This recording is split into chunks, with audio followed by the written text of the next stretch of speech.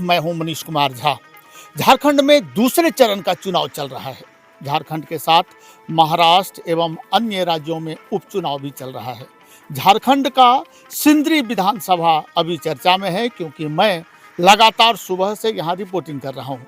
अभी मैं हूँ पलेडी में, जहाँ के ग्रामीण हमारे साथ हैं। आप देख रहे हैं ये सभी वोट का बहिष्कार कर रहे हैं।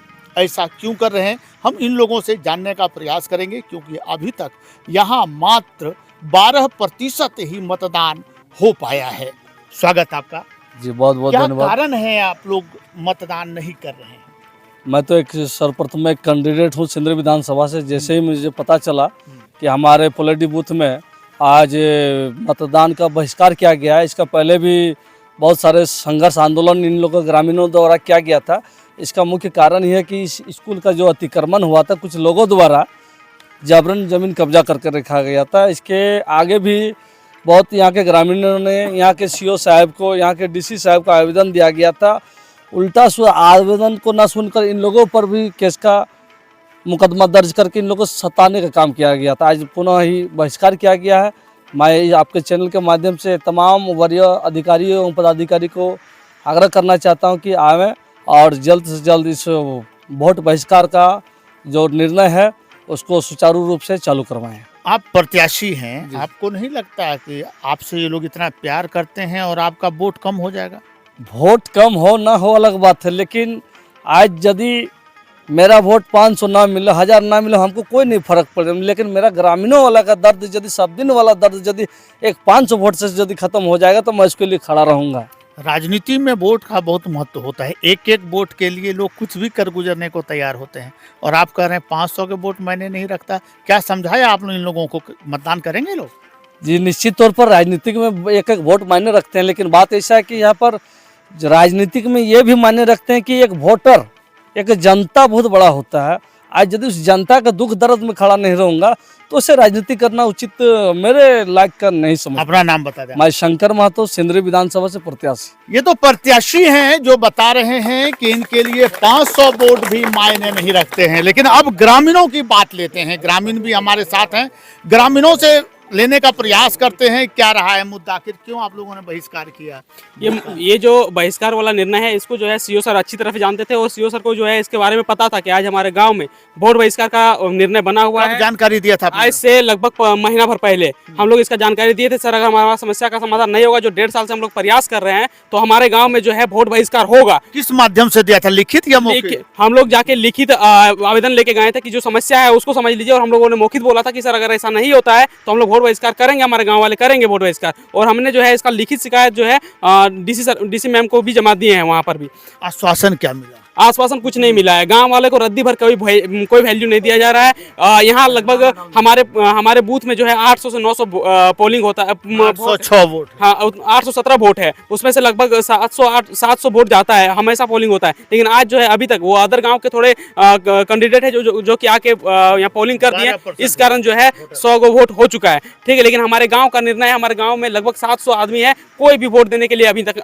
नहीं आए हुए। मांग क्या है आप लोगों की? ये तो समझ गया कि आप बहिष्कार कर रहे हैं, क्यों कर रहे हैं, कारण क्या है? जो हमारे स्कूल का जमीन है उसको क्लियर करवा दीजिए। हमारे स्कूल में 4 दीवारी का काम आया हुआ है, उस जमीन का क्लियर नहीं होने के कारण आज 4 दीवारी रुका हुआ है। फंसा कहाँ है मामला? हमारे गांव के ही कुछ लोग हैं, जिसमें से लक्ष्मण महतो, घनश्याम महतो, मनबोध महतो और बयास महतो, इन लोग जो है जमीन को अतिक्रमण करके रखा है। सरकारी जमीन है जबरदस्ती, और नौकरी वाला होने के बाद भी जो है इन लोग बंदोबस्ती दिया है, और ये काम जो है गलती किया है सीओ, और सीओ जो है बंदोबस्ती दिए हैं। वो सीओ का डिपार्टमेंट आज जो है बंदोबस्ती देकर जो है आज हमारे ग्रामीणों को परेशान कर रहे हैं। आज 1.5 साल से जो है हमारा ग्रामीण झेल रहा है इसको कि हमारे स्कूल का विवाद शांत हो जाए।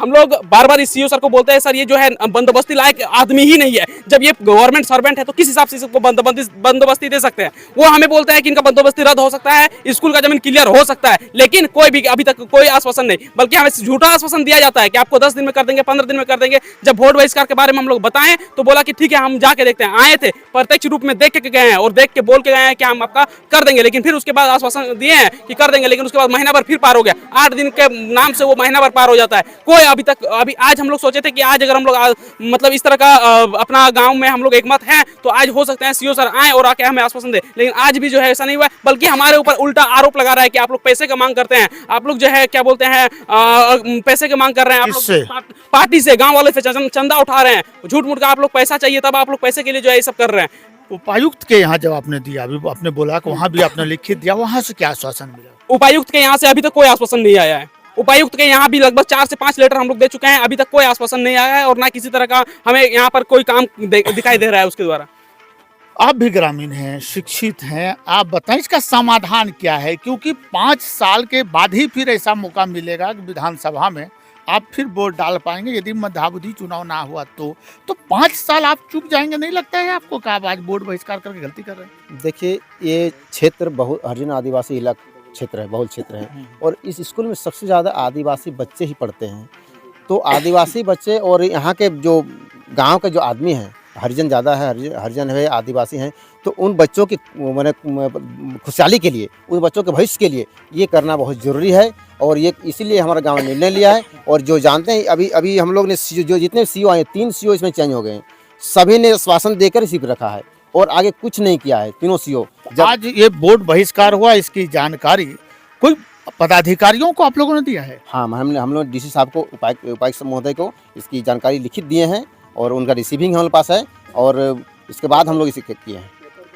ये जो स्थिति आप देख रहे हैं, जो ग्रामीण हमें बता रहे हैं कि शिक्षा समाज को एक अलग दिशा की ओर ले जाता है, परंतु जब बच्चे ही शिक्षित नहीं होंगे तो निश्चित तौर पर वो झंडा ढोने वाले ही बनेंगे, कभी इस पार्टी का कभी उस पार्टी का।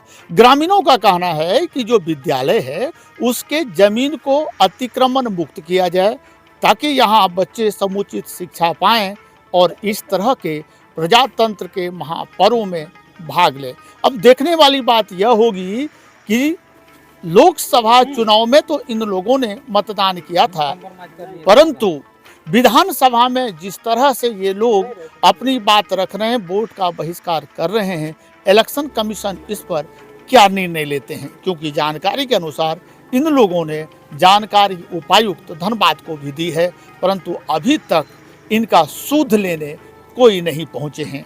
दूसरे मतदान केंद्रों पर भी मैंने आपको दिखाया, कहीं व्हीलचेयर की कमी तो कहीं पेयजल की व्यवस्था नहीं।